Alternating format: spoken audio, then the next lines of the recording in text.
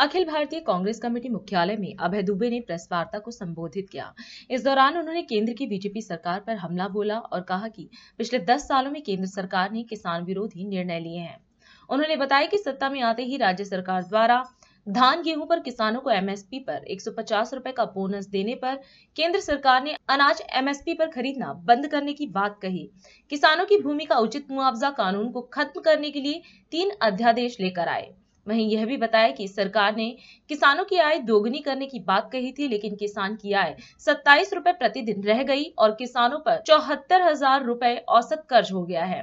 इसके साथ ही कांग्रेस ने केंद्र सरकार से कुछ मांगे की। बीते 10 साल में मोदी सरकार ने जो किसानों के साथ दुर्व्यवहार किया है उसकी एक लंबी कहानी है। सरकार ने आते ही जो किसानों के खिलाफ एक के बाद एक निर्णय लिए, सत्ता में आते ही सबसे पहला निर्णय मोदी सरकार ने लिया कि किसानों को जो 150 रुपए का बोनस धान और गेहूं पर प्रांत की सरकारें दिया करती थी समर्थन मूल्य के ऊपर, वो जून 14 में एक आदेश जारी करके सभी राज्यों को कह दिया कि अगर ये बोनस आपने देना जारी रखा तो हम आपका समर्थन मूल्य पर से अनाज खरीदना बंद कर देंगे। दूसरा निर्णय लिया दिसंबर 2014 में, जब एक के बाद एक अध्यादेश लेकर आए किसानों की भूमि के उचित मुआवजा कानून जो कांग्रेस पार्टी ने, मनमोहन सिंह जी, सोनिया गांधी जी ने सभी राजनीतिक दलों की सहमति से बनाया था, उसको रोकने के लिए 3 अध्यादेश लेकर आए। उसके बाद 6 फरवरी 2015 को सर्वोच्च अदालत में एक शपथ पत्र दिया और ये कहा कि अगर किसानों को लागत का 50% ऊपर समर्थन मूल्य दिया तो बाजार डिस्टॉर्ट हो जाएगा। अर्थात व्यापारियों के साथ मोदी सरकार खड़ी हो गई और इस बात से साफ इनकार कर दिया कि वो 50% समर्थन मूल्य कॉस्ट के ऊपर देने को तैयार है।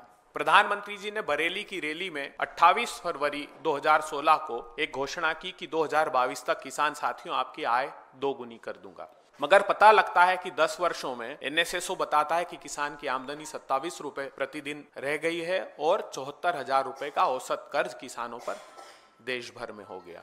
मोदी सरकार ने बीते 10 साल में 25,000 रुपए हेक्टेयर खेती की लागत बढ़ा दी। वो लागत बढ़ाई खाद पर, कीटनाशक पर, ट्रैक्टर पार्ट्स पर, हार्वेस्टर पर, इन पर 12 से 18% तक जीएसटी लगा दिया गया। डीजल की कीमत बेतहाशा बढ़ा दी तो इनपुट कॉस्ट 25,000 रुपए बढ़ गई। एक चौंकाने वाला खुलासा हाल ही में हुआ है। पार्लियामेंट्री स्टैंडिंग कमेटी की जो रिपोर्ट है 69 नंबर की, उस रिपोर्ट में ये चौंकाने वाला खुलासा हुआ कि नरेंद्र तोमर साहब जो तत्कालीन कृषि मंत्री थे, वो नरेंद्र मोदी जी को 2017 से चिट्ठी लिख रहे हैं कि आप एग्रीकल्चर इनपुट्स पर, अर्थात कृषि यंत्रों पर, मशीनों पर, ट्रैक्टर्स पर, ट्रैक्टर पार्ट्स पर, हार्वेस्टर पर से जीएसटी रेशनलाइज कीजिए या हटा दीजिए।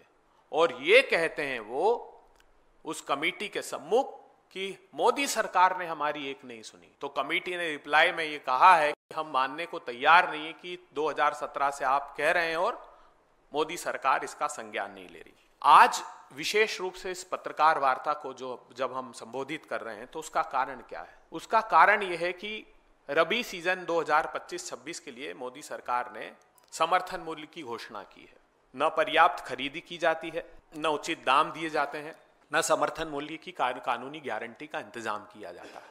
तो ये रबी सीजन 2025-26 के लिए जब समर्थन मूल्य की घोषणा की तो अब एक तुलनात्मक अध्ययन हम आपको देते हैं जुमलानाथन समिति का एमएसपी और स्वामीनाथन समिति का एमएसपी। जुमलानाथन समिति ने 2.4 से 7% तक इस बार समर्थन मूल्य रबी सीजन का बढ़ाया है। गेहूं के लिए जो जुमलानाथन समिति है उसने 2425 रुपए की घोषणा की है, जबकि स्वामीनाथन के अनुसार मोदी सरकार जो देती है वो A2+FL, अर्थात A2 का अर्थ हुआ कि जो बेसिक इनपुट कॉस्ट है, खाद हो गया, बीज हो गया, पानी हो गया, बिजली हो गया, FL अर्थात फैमिली लेबर। और स्वामीनाथन जी ने कहा था इसमें C2 अर्थात इन दोनों के अलावा रेंट भी लैंड का ऐड करें तो मिनिमम सपोर्ट, न्यूनतम समर्थन मूल्य बनता है, वो भी लाभकारी मूल्य नहीं बनता है। तो गेहूं पर 2425 जुमलानाथन समिति की सिफारिश है जो स्वीकार की कैबिनेट ने, और स्वामीनाथन 2580 रुपए, जो का 1980 रुपए इन्होंने घोषित किया है,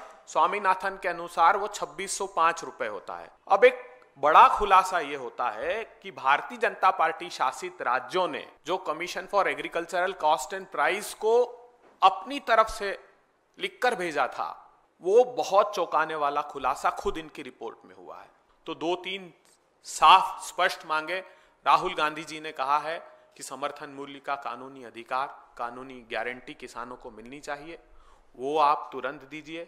महाराष्ट्र के किसानों को, मध्य प्रदेश के सोयाबीन के किसानों को उनकी फसलें कम से कम 6,000 रुपए में प्रिक्योर कीजिए। और जब जिन किसानों ने अपनी फसलों को बेच दिया है उनके खातों में वो डिफरेंस जो सपोर्ट प्राइस का है उसको अगर आप 6,000 रुपए निर्धारित करते हैं तो बची हुई राशि उन किसान भाइयों के खाते में डालने की हम गुजारिश करते हैं। राष्ट्र सर्वप्रथम, राष्ट्र सर्वप्रथम, राष्ट्र सर्वप्रथम, राष्ट्र सर्वप्रथम।